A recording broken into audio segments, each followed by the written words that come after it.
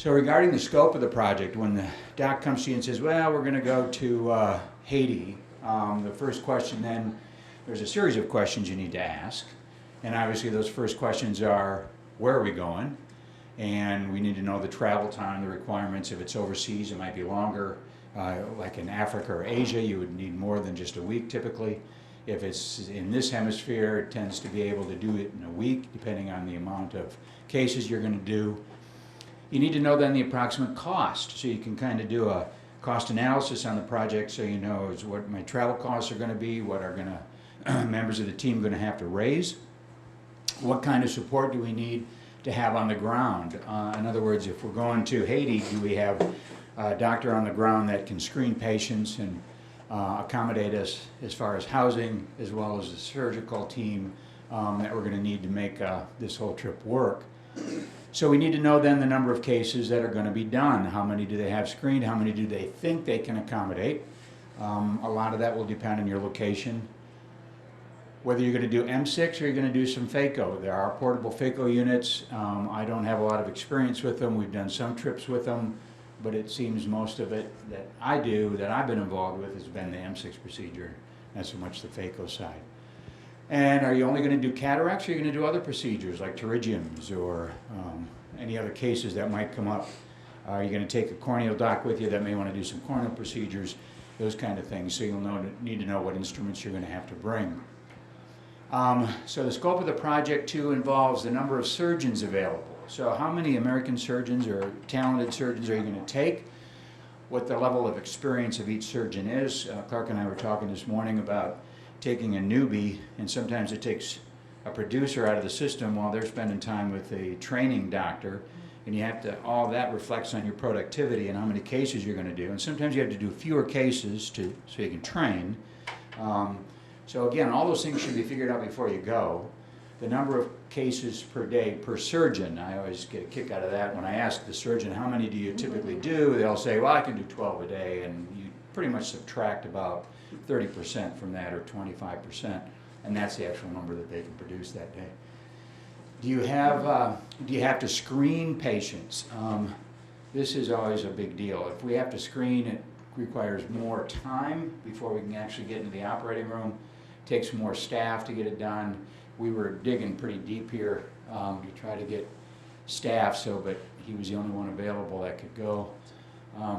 Are patients pre-screened, or are they starting from scratch?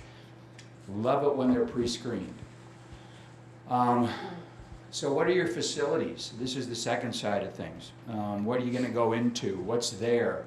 Determine available in-country help. Do we have staff on the ground that are familiar with the facilities, that are going to facilitate some of the actual work by moving patients, or doing blocks, or doing pre-op and post-op kind of stuff?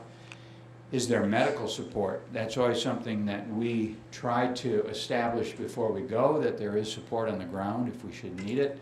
Local medical support also breeds a little more cooperation within the community and the hospital. We've been to a hospital in the Dominican where the whole nursing staff goes on strike when we show up because they don't feel a part of the process. That was fortunately rectified about the fourth day. Are there in-country workers, and what are their skill sets? So you often have to ask, you'll say, well, we have a nurse who's a surgical nurse, but they've never scrubbed eyes, and their techniques are always a little bit different typically than ours. Some of their sterile techniques are a little different, of different importance to them than they are to us. So you want to make sure that what you're getting into you have a pretty good handle on. Assess the facilities available for the project. If you can, before you go down, get a picture if you've not been before, so you can kind of establish, do they have beds? That's a big thing. Do you have to take beds with you? We have portable beds that Tom was able to work with Dr. Brown to get their reinforced camp cots that have been raised, but fortunately we don't have to lug those around too much anymore. We did initially. But if there's beds there, is there something that we can hook the microscope to if you don't have to stand for the scope? How many beds can you get in an operating room? It's ideal to have at least 2 if you can.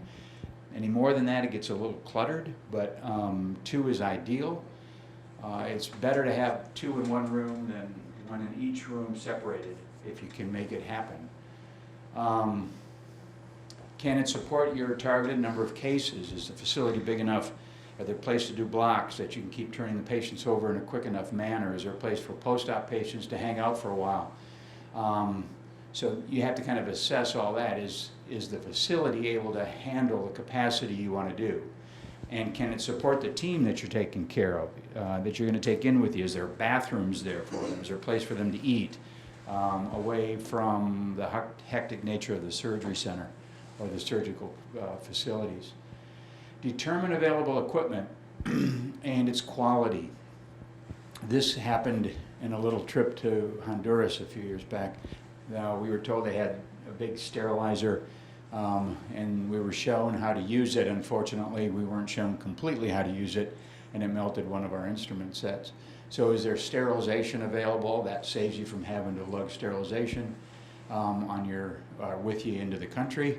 Are there surgical beds, microscopes? Microscopes, we've never really found that the microscopes in country are in great shape unless there's an ophthalmologist that works with them on a regular basis. We've been told that there's a microscope here and it works fine. We get there and the bulbs are dead, and it's just been a nightmare. Sometimes if you know the scope you're going to go into, you can take some extra bulbs because there's usually not any around. A-scan, have they been scanned? Do you have to take the A-scan in? Do they have one there? Those are some questions you need to ask up front. Assess your team housing. If you're the team leader, you got to make sure that your team's comfortable and that you're going into something that is at least habitable for your team while you're there for that week. So you got to know how much housing you have, where is it, how close is it to the surgery center, how close is it to the airport, what do we have to do to get them in and out.